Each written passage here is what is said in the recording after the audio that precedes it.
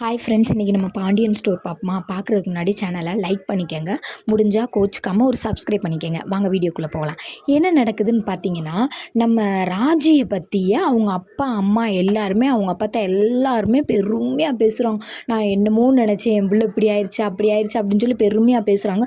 அதை பார்த்தீங்கன்னா முத்துவேலுக்கு அவ்வளோ ஒரு கோவம். என் பிள்ளைக்கு தலைவாழில் ஒரு கல்யாணம் வைக்க போகிறேன், அந்த கல்யாணத்தை பற்றி நீங்கள் எதுவுமே பேச மாட்டீங்க.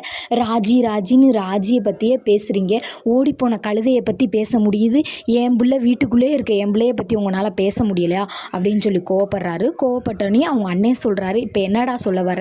இன்னும் 2 நாளில் நிச்சயம் வச்சுருக்க, அதுக்கு நாங்கள் வரணும், அதைத்தானே சொல்கிற? எனக்கு ஒரு பிரச்சனை இல்லை, நீ நிச்சயத்தை வை, நீ எங்கே வந்து கூப்பிட்டாலும் நாங்கள் நிற்க தயாராக இருக்கோம் அப்படின்னு சொல்லி சொல்கிறாங்க. சரின்னு சொல்லிட்டு அப்படியே பார்த்திங்கன்னா பாண்டியன் ஸ்டோரை கட்டுறாங்க. அவங்க வீட்டுக்குள்ளே நம்ம மீனா வந்து உம்முனே இருக்காங்க.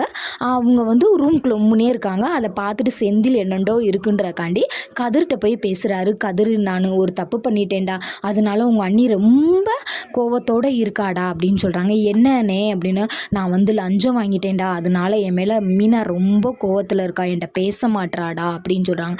என்னே அம்மாவை நினைக்கல அப்பாவை நினைக்கலையானே அப்படின்னு சொல்கிறாங்க. அவர் என்னையே நினைக்கலையாடா, நான் என்னத்தடா அவரை நினைக்க அப்படின்னு சொன்னோன்னே கோவம் வந்து நம்ம கதிர் எந்திரிச்சு போயிடுறாரு. அப்புறம் பார்த்திங்கன்னா மீனாட்ட திரும்ப போய் கம்பல் பண்ணி பேசி பார்க்குறாரு. மீனா ஒரே வார்த்தையில் சொல்லிட்டாங்க, இனிமேல் அந்த வீட்டுக்கும் என்னை கூப்பிடாதீங்க, என்னையிட்ட பேசுன்னு சொல்லாதீங்க, இது வந்து மாமாவுக்கோ அத்தைக்கோ தெரிஞ்சால் ரொம்ப மனசு சங்கட்டம், நீங்கள் எந்திரிச்சு போயிருங்கன்னு சொன்னோன்னே அப்படியே செந்தில் கோவத்தோடு எந்திரிச்சு போகிறாரு. அதோட நாடகம் முடிஞ்சு.